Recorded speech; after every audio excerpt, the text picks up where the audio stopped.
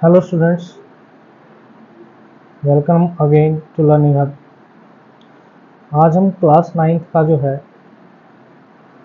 Part A की unit number 2 self management skill जो है वो स्टार्ट करने वाले हैं। इसके अंदर हम पढ़ेंगे कि सेल्फ मैनेजमेंट स्किल्स क्या हैं, क्यों हमारे लिए ज़रूरी हैं, कौन कौन सी दूसरी स्किल्स जो हैं सेल्फ मैनेजमेंट स्किल से जुड़ी हुई हैं और उन्हें हमें क्यों सीखने की आवश्यकता है। तो चलिए स्टार्ट करते हैं यूनिट को। सबसे पहले ये डिस्कस करेंगे कि सेल्फ मैनेजमेंट क्या है। तो जनरली अगर हम बात करें, सेल्फ मैनेजमेंट का मतलब है, सेल्फ मतलब अपने आप को जो है वन सेल्फ, यानी अपने आप को जो है किस तरीके से आप मैनेज करेंगे, कैसे आप डिसिप्लिन में रहेंगे, कैसे अपने टाइम को मैनेज करेंगे, कैसे अपने काम की जो है प्रायोरिटी को सेट करेंगे, उसी को हम कहते हैं कि सेल्फ जो है अपने आप को मैनेज करना। तो वहां से हमारे पास जो डेफिनेशन निकल कर आती है वो कहती है कि जो सेल्फ मैनेजमेंट है उसको हम सेल्फ कंट्रोल भी कह सकते हैं। यानी आप जो है सेल्फ मैनेजमेंट को दूसरे नाम से जानते हैं जिसका नाम है सेल्फ कंट्रोल। तो कह रहे हैं जो सेल्फ कंट्रोल है वो एक एबिलिटी है जो कंट्रोल करती है हमारी इमोशंस को, हमारे थॉट्स को, हमारे बिहेवियर को डिफरेंट डिफरेंट सिचुएशंस के अंदर। कि क्या सिचुएशन आएंगे उसके अकॉर्डिंग जो है हमारी जो इमोशंस हैं उनको हम क्या करते हैं, कंट्रोल करते हैं। हमारे थॉट्स को, हमारे बिहेवियर को हम क्या करते हैं, कंट्रोल करते हैं। इसके अलावा कह रहा है कि आपकी जो सेल्फ मैनेजमेंट स्किल्स हैं वो हमें मोटिवेट भी करती हैं और हमारे गोल्स को सेट करने में भी हमारी हेल्प करती है। यानी सेल्फ मैनेजमेंट स्किल्स कहीं ना कहीं आपको मोटिवेट करेंगी कि आप अपने गोल को क्या करें, अचीव करें, अपने गोल को सेट करें, उस गोल को कैसे आपने अचीव करना है उसके अकॉर्डिंग एक्शन प्लान जो है वो बनाकर आप रखें। कह रहे जिन लोगों की सेल्फ मैनेजमेंट स्किल जो है स्ट्रॉन्ग होती है वो बेटर काम करते हैं बजाय कि दूसरों के जिनके अंदर सेल्फ मैनेजमेंट स्किल्स नहीं होती। कह रहे सेल्फ मैनेजमेंट स्किल एक अकेली स्किल नहीं है, बहुत सारी स्किल जो है वो इसके अंदर इंक्लूड होती हैं जो मिलकर आपकी कंप्लीट सेल्फ मैनेजमेंट स्किल्स को बनाती हैं, मेंटेन करती हैं। तो इनके अंदर जो स्किल्स होती हैं वो होती हैं आपकी self awareness, self control, self confidence, self motivation, time management, team management, goal setting and personal hygiene and grooming. तो जो सेल्फ अवेयरनेस है, सेल्फ अवेयरनेस का मतलब अपने आप के बारे में जानना। हम अपनी वीकनेस या अपनी स्ट्रेंथ उनको कितना बेहतर तरीके से जानते हैं, वही हमारी क्या है, सेल्फ अवेयरनेस। और हमारी वीकनेसेस को स्ट्रेंथ में कैसे कन्वर्ट करना है ये भी हमें पता होना चाहिए। सेल्फ कंट्रोल मतलब आपका जो बिहेवियर है, आपकी जो इमोशंस हैं उनको अकॉर्डिंग टू सिचुएशन कैसे आपने कंट्रोल करना है, वो आपका सेल्फ कंट्रोल में जाएगा। सेल्फ कॉन्फिडेंस यानी आपकी एबिलिटी अपने अंदर बिलीव करने की, एबिलिटी टू बिलीव,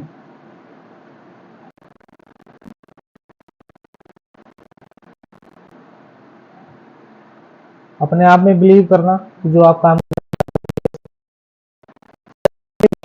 यानी आपका एक इनर फोर्स, इनर आपकी एक ऐसी शक्ति जो आपको फोर्स करती है आपका गोल अचीव करने के लिए।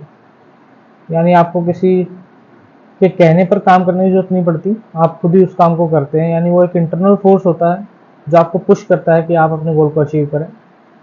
टाइम मैनेजमेंट, कि आप टाइम को कैसे मैनेज कर पा रहे हैं, किस तरीके से आपने अपने कामों को प्रायोरिटी दे रखी है। तो कह रहा है टीम मैनेजमेंट, अगर आप टीम में काम करते हैं तो उस टीम में आपकी एज ए लीडर क्या रोल आपका रहेगा, किस तरीके से आप टीम को हैंडल करते हैं, किस तरीके से गाइड करते हैं, किस तरीके से मोटिवेट करते हैं। गोल सेटिंग, आप अपने फ्यूचर को लेकर जो है वो कितने एक्टिव हैं कि आपने फ्यूचर में क्या करना है, क्या आपका गोल है। उसके बाद पर्सनल हाइजीन, यानी आप क्लीनलीनेस, साफ सफाई जो है कितनी रखते हैं, वो आपकी पर्सनल हाइजीन भी आएगा और आपका सोशल हाइजीन भी आएगा। तो ये सारी की सारी स्किल्स जो है वो मिलकर आपकी सेल्फ मैनेजमेंट स्किल को जो है डेवलप करने में आपकी हेल्प करती है।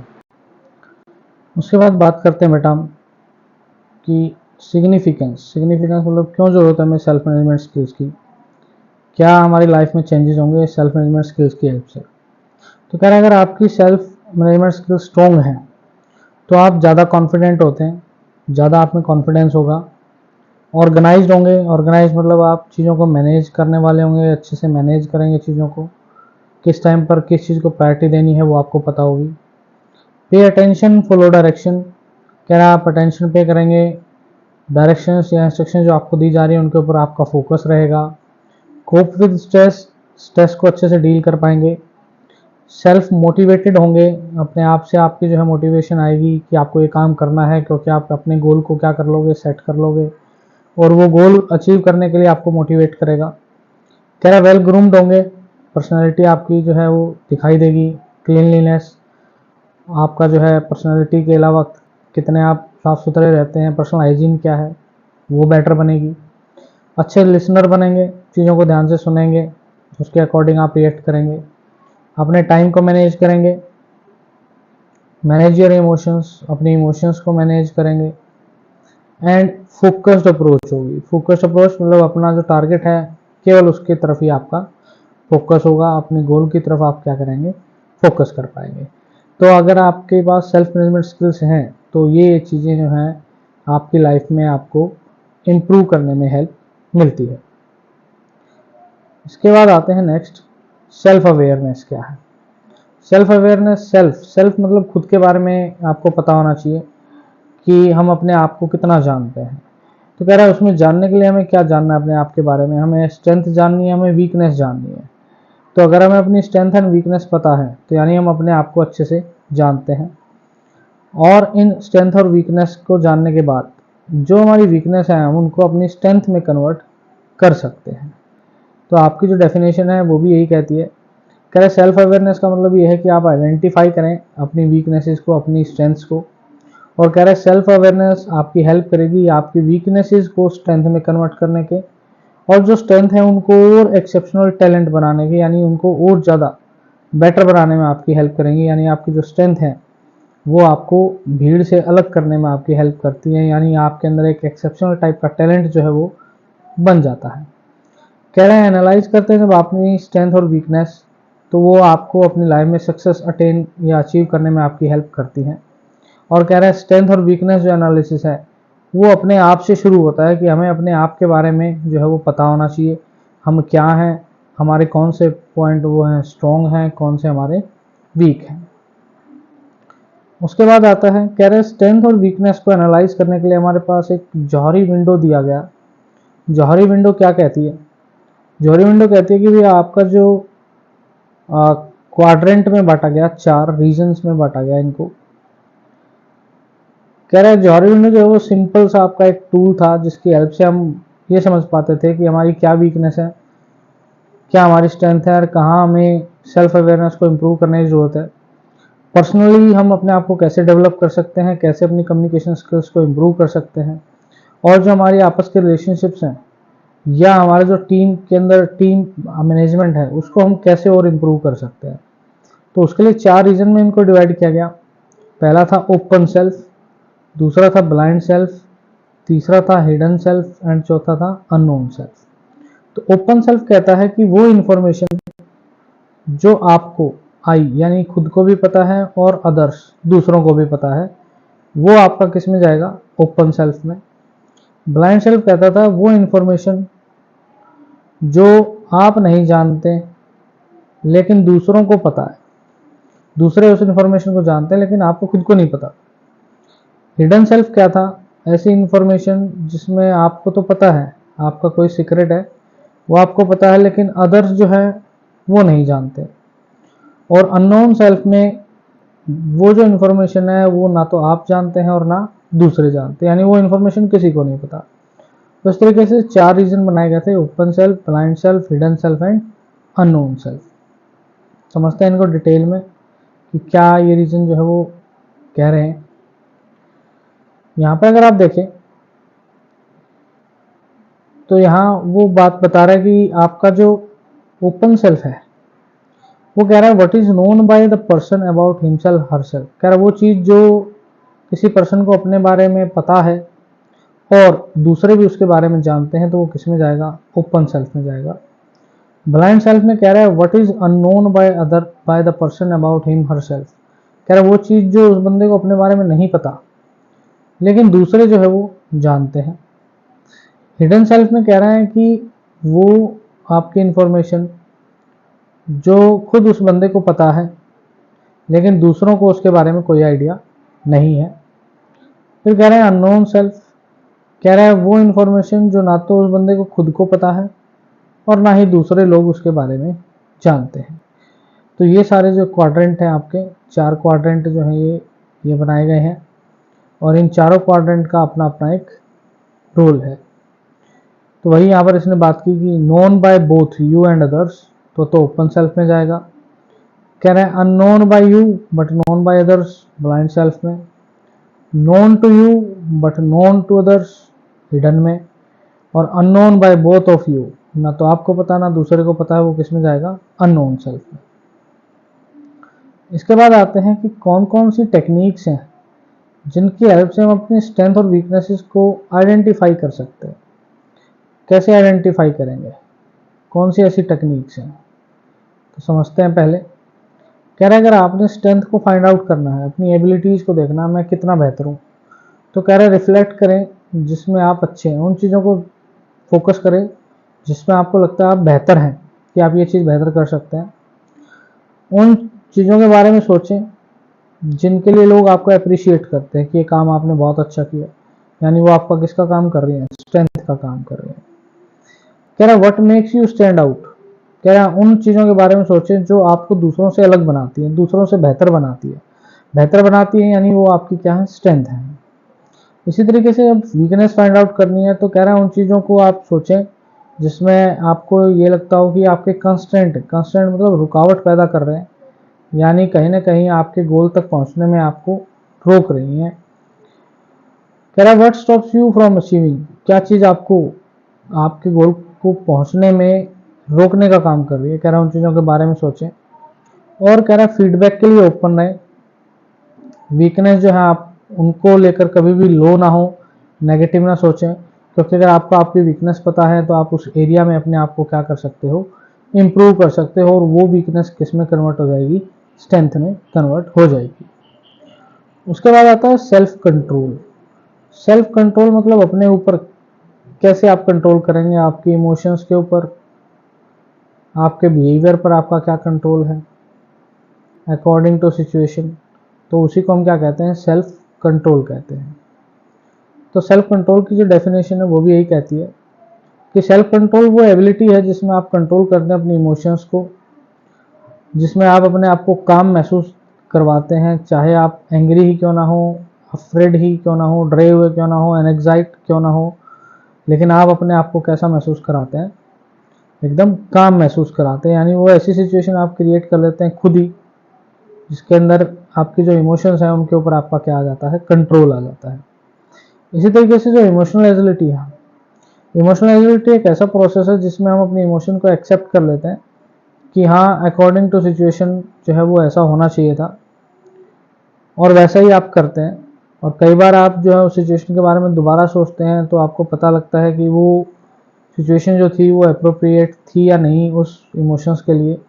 तो जब ये सारी चीज़ें आप करते हैं, सोचते हैं और आप एक फाइनल डिसीजन पर पहुंचते हैं, तो वही आपका क्या कराता है, इमोशनल एजिलिटी।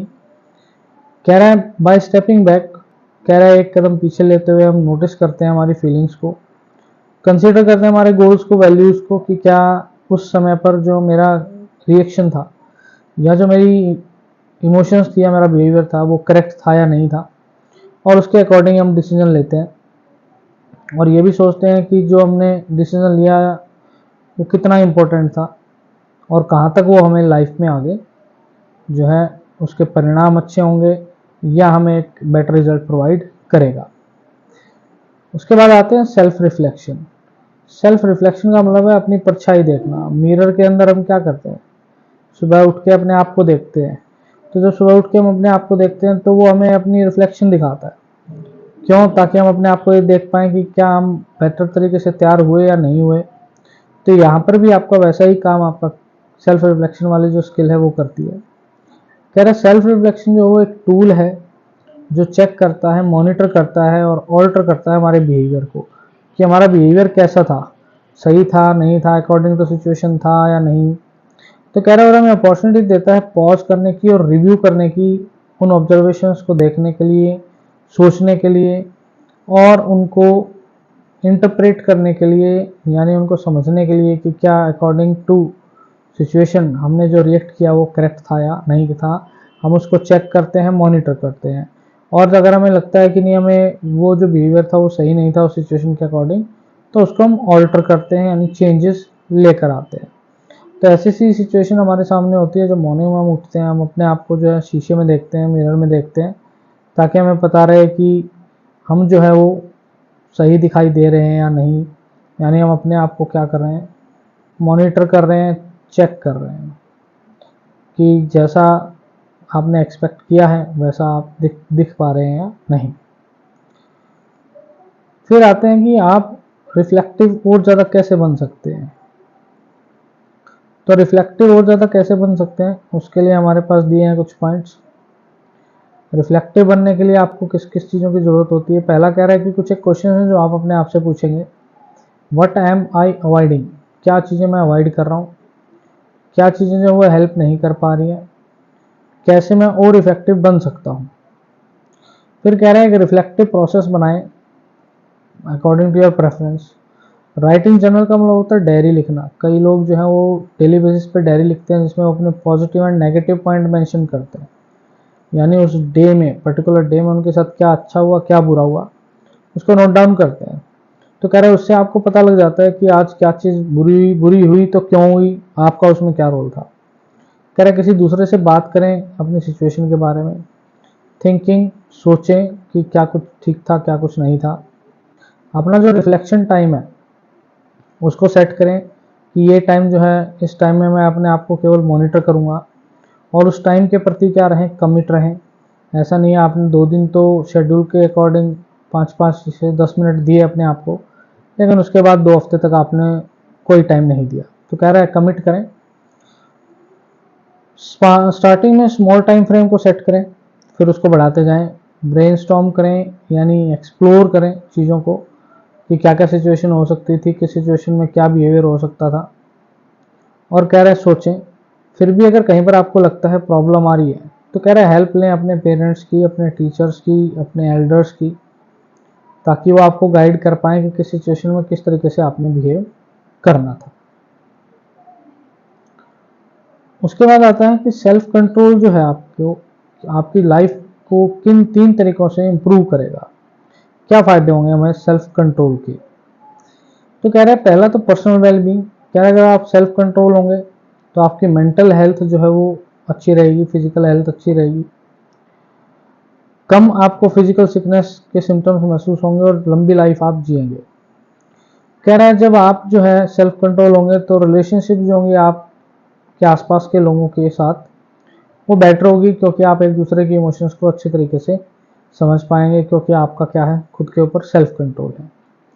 फिर कह रहे हैं जो सोसाइटी है वो भी, उसको भी अच्छा बनाने में आप हेल्प करेंगे, क्योंकि जो सेल्फ कंट्रोल पीपल हैं वो ज़्यादा दयालु तो होते हैं और आउट ऑफ वे जाकर दूसरे की हेल्प करते हैं, लेकिन आपके जो है क्लियर कट स्टैंडर्ड होंगे अपने बिहेवियर को लेकर के, मुझे किस तरीके से बिहेव करना है।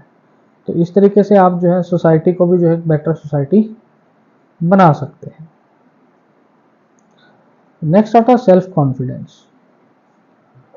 सेल्फ कॉन्फिडेंस आपकी एक एबिलिटी है जिसके अंदर आप आपकी जो भी पॉजिटिव स्ट्रेंथ्स हैं उनके ऊपर आपका बिलीफ होता है कि हाँ ये काम आप कर पाएंगे, यानी आपको अपनी एबिलिटीज़ के ऊपर पूरा बिलीफ होता है। तो कह रहा है सेल्फ कॉन्फिडेंस क्या है, एक एटीट्यूड है जिसके अंदर आप अपनी स्किल्स के ऊपर जो है और अपनी एबिलिटीज़ के ऊपर फोकस कर पाते हैं और उसके ऊपर विश्वास कर पाते हैं कि ये चीज़ आप बेटर ढंग से कर पाएंगे। कह रहा है it mean you accept and trust yourself, अपने आप पे विश्वास करना कि आप कैसे चीज़ों को लेंगे, अपनी स्ट्रेंथ और वीकनेस के बारे में पता करना, पॉजिटिव व्यू बनाना। कह रहा है कैसे बिल्ड हो सकती है। कह रहा है learn to be more assertive. कह रहा है ज़्यादा असर्टिव हो जाएं, यानी चीज़ों को पॉजिटिवली सोचें, give your self at least equal priority as those you love, जिन दूसरों से प्यार करते हैं उतना ही प्रायोरिटी आप अपने आप को दें। फिर कह रहा है reflect on why you feel bad about your self. कह रहा है आपको अपने बारे में बुरा क्यों लग रहा है उसके ऊपर फोकस करें कि क्यों आप ऐसा महसूस कर पा रहे हैं। कह रहा है and what you can do to change this, और उसको कैसे चेंज किया जा सकता है। कह रहा है मॉनिटर योर सेल्फ टॉक, अपनी सेल्फ टॉक को मॉनिटर करें, क्वेश्चन करें नेगेटिव स्टेटमेंट अपने बारे में ताकि आपको उनका आंसर मिल पाए। Make time for your self, अपने लिए टाइम निकालें। ट्रीट योर सेल्फ ओपन, अपने आप को कभी ट्रीट करें और अपनी सक्सेस को सेलिब्रेट करें। यानी सेल्फ टाइम यानी मी टाइम जो है वो ज़रूरी है, जिसके अंदर आप अपने बारे में बेहतर तरीके से सोच सकते हैं। फिर आता है गोल सेटिंग। गोल सेट कैसे किए जाए। गोल यानी आपका फ्यूचर प्लानिंग क्या है, फ्यूचर के अंदर आप अपने आप को कहाँ पर जो है वो स्टैंड करवाना चाहते हैं, कहाँ आप अपने आप को कामयाबी पर पहुंचाना चाहते हैं। तो उसके लिए लाइफ में आपका गोल को सेट करना क्या है, ज़रूरी है। तो गोल आपका क्या है, गोल सेटिंग आपका एक पावरफुल प्रोसेस है जिसके अंदर आप अपने फ्यूचर को विजुलाइज करते हैं कि हम ऐसे होंगे, कह रहा है, और मोटिवेट करते हैं अपने आप को उस फ्यूचर को रियलिटी में कन्वर्ट करने की। तो कह रहा है process of setting goals help you choose where you want to get into life. आप लाइफ में कहाँ जाना चाहते हैं उसको सेट करना ही, करने का जो प्रोसेस है वो आपका क्या कहलाता है, गोल सेटिंग। क्या है एक्यूरेटली आपको पता होना चाहिए आप क्या अचीव करना चाहते हैं और किस एरिया में आपको एफर्ट डालने की ज़रूरत है। कह रहे गोल सेट करने के लिए सबसे पहले क्यों हमें ज़रूरी है गोल सेट करने। तो कह रहा है अगर आपका गोल सेट होगा तो आपको मोटिवेट करते रहेंगे। आपकी मोटिवेशन जो है आपको बार बार जब आपका गोल दिखाई देगा तो वो आपको मोटिवेट करेगा कि हमें ये करना है और आप वो काम करेंगे। आपको ऑर्गेनाइज करेंगे, आपके टाइम को ऑर्गेनाइज करेगा, प्रॉपर यूज़ कर पाएंगे आप रिसोर्सेज का। यानी आप गोल को देखते हुए अपने टाइम को वेस्ट नहीं करेंगे क्योंकि आपने गोल सेट किया हुआ, आपको पता है मेरे पास टाइम कम है, तो उसके अकॉर्डिंग आप जो है अपने टाइम को मैनेज करेंगे। कह रहे हैं one can measure one's progress, आप अपनी प्रोग्रेस को मेजर कर सकते हैं और उसके प्रति आपका जो है आपको गर्व महसूस होगा। कह रहे हैं उससे आपको क्या बढ़ेगा, कॉन्फिडेंस बढ़ेगा और आप अपनी एबिलिटीज़ को बेहतर ढंग से जान पाएंगे। कह रहे हैं दूसरा आपको सेपरेट करेगा क्या इंपॉर्टेंट है लाइफ में और क्या नहीं। यानी आप अपनी प्रायोरिटीज़ को जो है वो सेट कर पाएंगे अगर आपका गोल है तो, क्योंकि गोल होगा तो आपको पता है मेरे लिए क्या ज़रूरी है और क्या नहीं। फिर कह रहा है गोल को सेट कैसे किया जाए। गोल सेटिंग तो हमने ऑलरेडी प्रोसेस पढ़ लिया, तो गोल को सेट करने का तरीका है आपका एक मेथड है जिसको हम बोलते हैं स्मार्ट मेथड। स्मार्ट मेथड के थ्रू आप अपने गोल्स को सेट करते हैं, जहाँ पर एस का मतलब है स्पेसिफिक, एम का मतलब है मेजरेबल, ए का मतलब है अटेनेबल या अचीवेबल, आर मतलब रिलीवेंट और टी मतलब टाइम्ड। इनको डिटेल में पढ़ते हैं। तो सबसे पहला दिया है आपका स्पेसिफिक। स्पेसिफिक में क्या कर रहे हैं, कह रहे हैं स्पेसिफिक और क्लियर गोल होना चाहिए। उसके लिए 6 क्वेश्चंस आपके पूछे हैं। 6 क्वेश्चन में से पहला क्वेश्चन आपका क्या कहता है, पहला क्वेश्चन कह रहा है आपका कि who is involve in the goal, goal में कौन इन्वॉल्व होगा। What do I want to do, मैं क्या करना चाहता हूँ। वेयर डू आई स्टार्ट, मुझे कहाँ से स्टार्ट करना है। व्हेन डू आई स्टार्ट, कब मुझे स्टार्ट करना है, कब फिनिश करना है। Which means do I use, मुझे किन साधनों का प्रयोग करना चाहिए गोल को अचीव करने के लिए। Why am I doing this, और मैं इसे क्यों कर रहा हूँ। फिर कह रहा है मेजरेबल। मेजरेबल कह रहा है कुछ आंसर्स आपको मिलने चाहिए। हाउ मच, मेजरेबल मतलब उस गोल को मेजर किया जा सके कि हाउ मच, कितना मुझे मेहनत करनी है, कितनी बार करनी है, और मुझे कैसे पता लगेगा कि मैं गोल को अचीव कर चुका हूँ। फिर कह रहा है अचीवेबल और अटेनेबल। कह रहे हैं जो बड़े गोल्स होते हैं उन गोल्स को स्मॉलर पार्ट्स में डिवाइड करें ताकि उन गोल्स को क्या किया जा सके, अचीव किया जा सके। फिर कह रहा है रियलिस्टिक एंड रिलेवेंट। रियलिस्टिक का मतलब है ऐसे गोल जिसको कर पाना पॉसिबल हो, ऐसे गोल सिलेक्ट करें।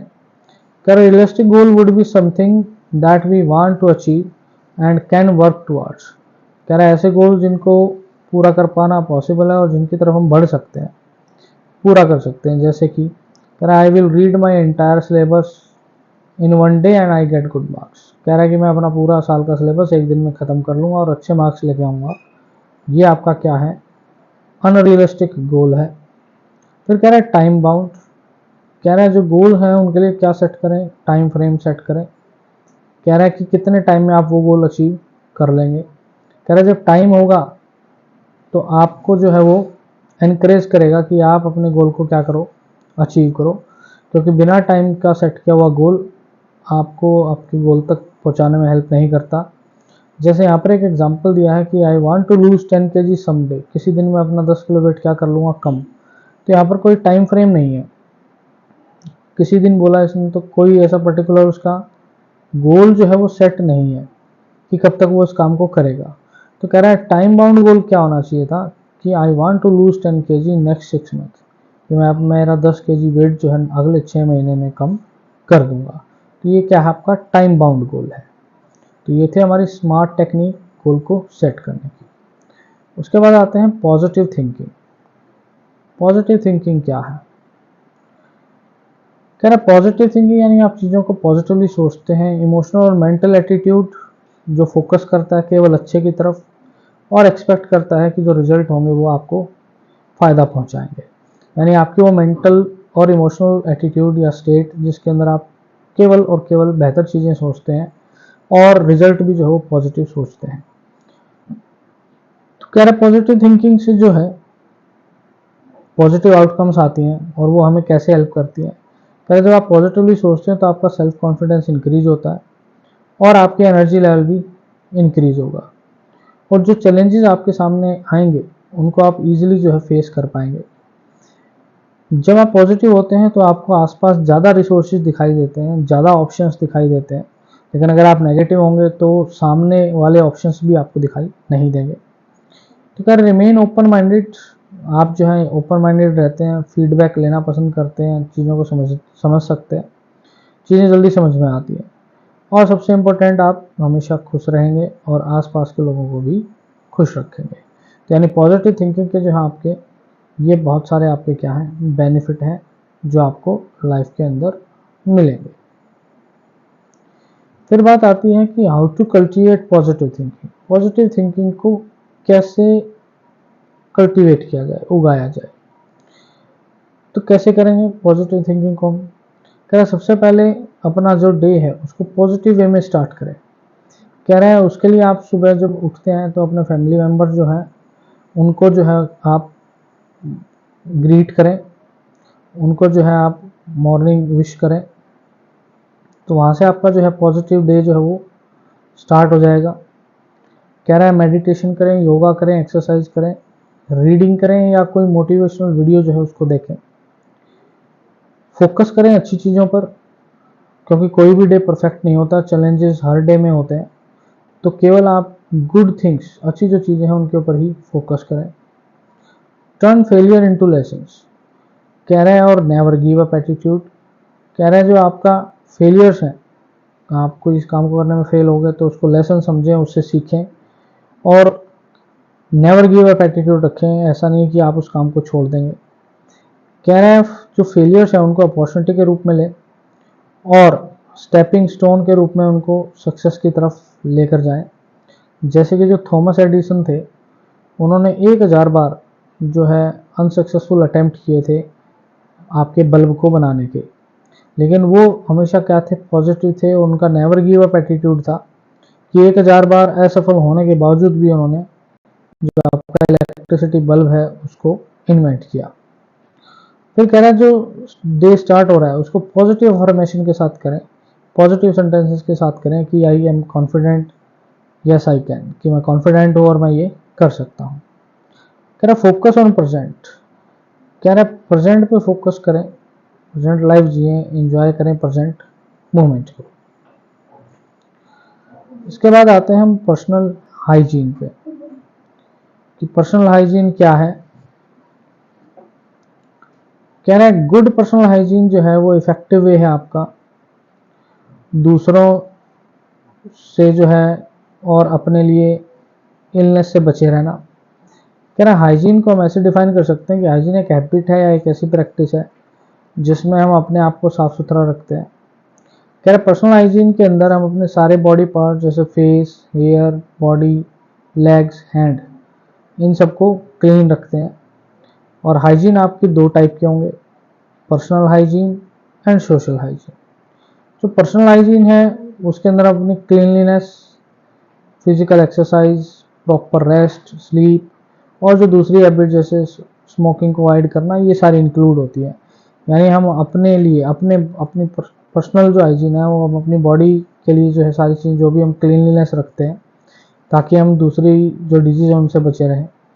कह रहे बहुत सारी डिजीज़ जो है उनको प्रिवेंट किया जा सकता है, रोका जा सकता है अगर हम अच्छी पर्सनल हाइजीन को मेंटेन करते हैं। तो कह रहा है सोशल हाइजीन का मतलब क्या है, कह रहा है हमने अपनी अपनी तो पर्सनल हाइजीन रख ली, अपने तो क्लीनलीनेस रख ली, लेकिन आसपास की सराउंडिंग की इन्वायरमेंट की क्लीनलीनेस रखना भी जरूरी है। तो कह रहा है जितने भी पब्लिक प्लेसेस हैं वहाँ पर भी अगर क्लीनलीनेस होगी तो उसका हमारी बॉडी पर फिजिकली और मेंटल दोनों कंडीशन में इफेक्ट पड़ता है।